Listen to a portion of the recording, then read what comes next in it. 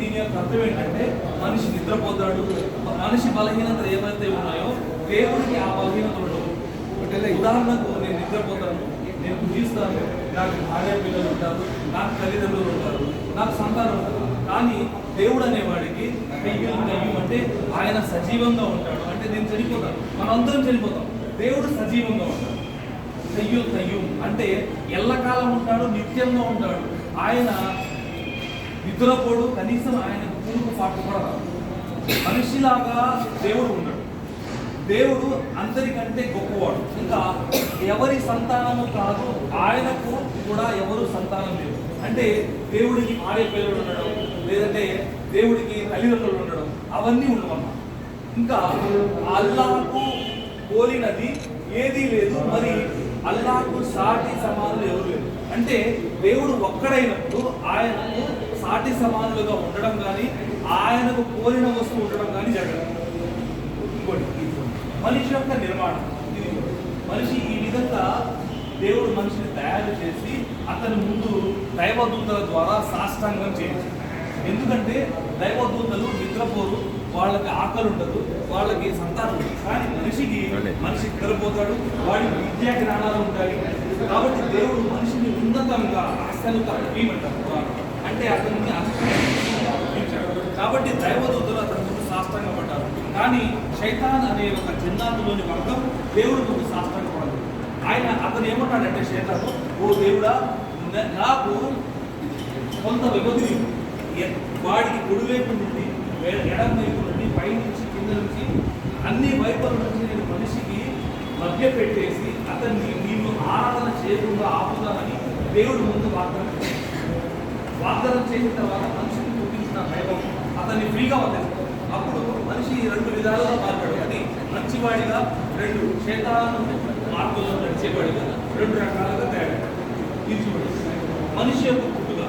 దేవుడు మనిషిని ఎట్లా పుట్టించాడు, ఏ విధంగా తన యొక్క నిర్మాణం జరిగింది. ఫస్ట్ మనిషి తల్లి గర్భంలో ఒక వీర్యం బిందువుగా ఉంది. ఏ వీర్యం అయితే మన శరీరం నుంచి వెలువడుతుందో అది కడగాలి, మనం వెంటనే క్లీన్ చేసుకుంటాం. అటువంటి ఒక వీర్యం బిందువు ద్వారా దేవుడు మనల్ని ఒక రక్తం ముద్దలాగా తల్లి గర్భంలో తయారు చేస్తాడు. తల్లి గర్భంలో ఒక రక్తం ముద్దలాగా ఉంది. ఆ తర్వాత నిదానంగా ఆ రక్తపు ముద్దను మాంసపు కండగా తయారు చేస్తాడు. ఆ రక్తపు ముద్ద మాంసపు కండగా తయారై ఆ మాంసానికి ఎముకలు తెరుపు, ఆ మాంసంలో ఎముకలు తయారవుతాయి. ఆ ఎముకలకు మళ్ళీ మాంసాన్ని తొడిగి పరిపూర్ణమైన ఒక మనిషిగా తల్లి గర్భంలో నుంచి బయటికి వస్తాడు. అంటే మన తల్లి గర్భంలో మనల్ని పుట్టించిన ఆ దైవం, మనల్ని తయారు చేసిన ఆ దైవాన్ని మనం మరిచిపోయి మన ఇష్టం వచ్చినట్టు మనం జీవిస్తాం. కాబట్టి ఫస్ట్ మనల్ని పుట్టించిన ఆ దైవం యొక్క అయిష్టాలేంటో మనం కనిపెట్టాలి. లేకపోతే ఈ జీవితం శైతాను ద్వారిలో వెళ్ళిపోతుంది. శైతాన్ ద్వారా ఏది? ఒకటి మద్యపానము, వ్యభిచారము, లంచగొండితనము, అది శైతాన్ మార్గం. కాబట్టి మనం శైతాన్ మార్గంలో వెళ్లకుండా మంచి మార్గంలో రావాలంటే ఏం చేయాలి? చంద్రుడు వీటన్నిటికీ మనల్ని ఎట్లా తయారు చేశాడో దేవుడు ఆకాశాల్లో ఉన్న అక్షయంగా పుట్టించాడు. మనల్ని ఎందుకు పుట్టించాడు దేవుడు? ఆ అల్లా సృష్టికర్త, ఆ పైవాడు మనల్ని ఎందుకు చిన్నాదుల్ని దేవుడు సృష్టించింది కేవలం దేవుడిని ఆరాధన. అంటే నేను నమాజు చేయడం, లేదంటే దేవుడిని పొగవడం కాదు ఆరాధన. బంధువుల్ని ఆదుకోవడం, వాళ్ళ కష్టాల్లో ఉంటే అతనికి చేయూతనివ్వడం ఆరాధన. పొరుగు వారికి సేవ చేయడం, వారు కష్టాల్లో ఉంటే వాడికి తోడు ఇవ్వడం కూడా ఆరాధనే. ఆ తర్వాత పేదవారు, ఎవరైతే పేదవారు మన ముందుకు వచ్చి బాబు నాకు అవసరం ఉంది అని అనగానే అతను దేవుడిని ఆరాధిస్తాను.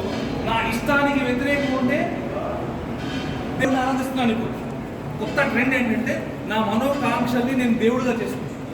కాబట్టి మనం దేవుడిని ఆరాధించాలంటే మన మనోకాంక్షలకు మనం దాసుడు అవ్వకూడదు, న్యాయం మీద నిలబడాలి. ఖురాన్ ఏం చెప్తుందంటే ఈ మానవులందరినీ పుట్టించింది దేవుడు. యా అయ్యుహన్నాసు తఖూ రబ్బకుముల్లదీ ఖలఖకుం మిన్ నఫ్సిన్ వాహిదతిన్ వ ఖలఖ మిన్హా జౌజహా. ఓ మానవులారా, మీ ప్రభువుకు భయపడండి. ఈ స్త్రీ పురుషుల ద్వారా భూమిలో అందరూ మానవుల్ని పుట్టించాడు. కాబట్టి మన అందరం